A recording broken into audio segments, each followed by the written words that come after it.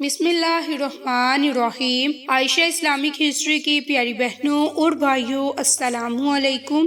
آج کی اس ویڈیو میں آپ کے ساتھ 1، 2 اور 3 رمضان المبارک کے دن کا ایک خاص وظیفہ، ایک خاص عمل ذکر کرنے والی ہوں، اور بالخصوص آپ نے یکم رمضان المبارک کے دن یا پھر یکم رمضان المبارک کی رات جو خاص عمل کرنا ہے وہ ذکر کرنے والی ہوں۔ نہایت ہی غور و فکر سے ملاحظہ فرما لیں۔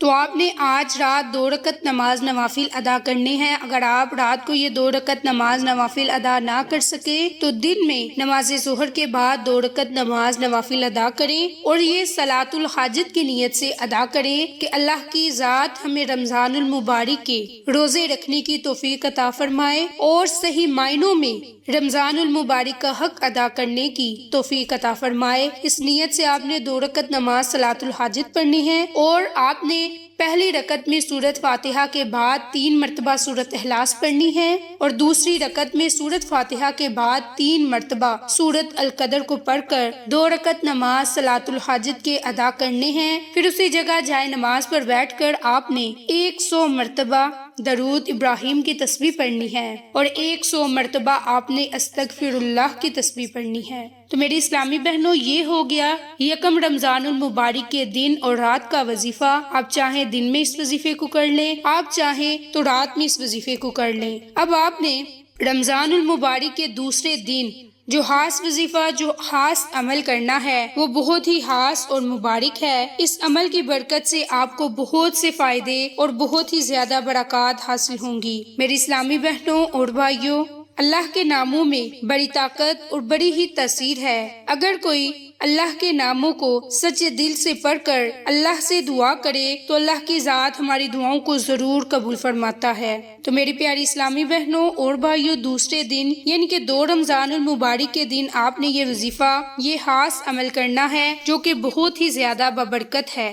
تو میری اسلامی بہنوں، وہ اللہ کا خوبصورت نام یا رحیم یا کریم، یہ اللہ کے 2 نام ہیں۔ آپ نے ان 2 ناموں کو دوسرے رمضان المبارک کے دن یعنی کہ دوسرے روزے کے دن ہر نماز کے بعد 33 مرتبہ پڑھنا ہے، اور اس کے اول اور آخر آپ نے درود پاک کو لازم پڑھنا ہے۔ انشاءاللہ اس عمل کی برکت سے اللہ کی ذات آپ کی تمام پریشانیوں کو دور کر دے گی اور آپ پر اپنا خاص کرم اور فضل عطا فرمائے گی۔ اسی طرح تیسرے رمضان المبارک کے دن یعنی کہ تیسرے روزے کے دن آپ نے بالخصوص ایک خاص عمل کرنا ہے جو کہ ایک مختصر سی دعا ہے، جو کہ پریشانی کے وقت پڑھی جانے والی دعا ہے۔ آپ نے اس دعا کا خاص عمل کرنا ہے تاکہ اللہ کی ذات اس رمضان المبارک کے صدقے آپ کی پریشانیوں کو ختم کر دے۔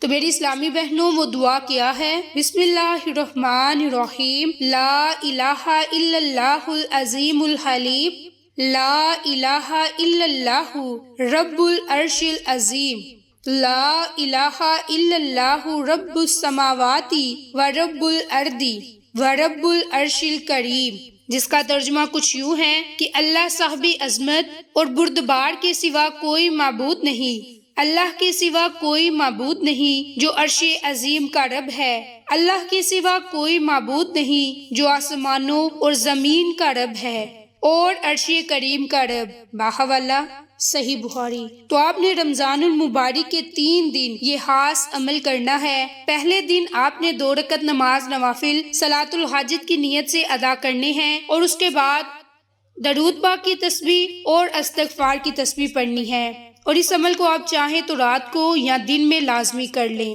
اس عمل کو آپ چاہیں تو رات کے وقت کر لیں، اور یا چاہیں تو نماز ظہر کے بعد نوافل ادا کر کے تسبیحات کو پڑھ لیں۔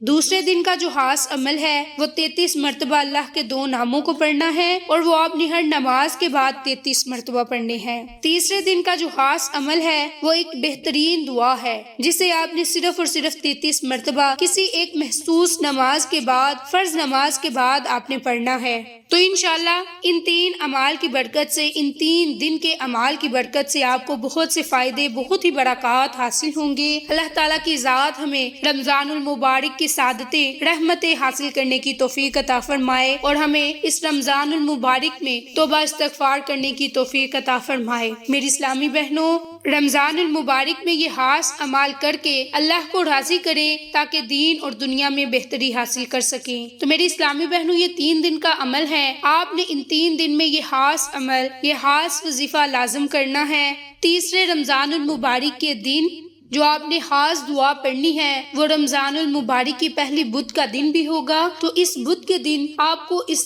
عمل کے کرنے کے بہت سے فائدے برکات حاصل ہونے والے ہیں۔ تو آپ اس عمل کو، اس وظیفے کو خود بھی کریں، اپنے عزیزوں قریب کے ساتھ ذکر بھی کریں تاکہ وہ لوگ بھی اس عمل سے مستفید ہو سکیں، آپ کو اور مجھے صدقہ جاریہ کا ثواب ملتا رہے۔ جزاک اللہ۔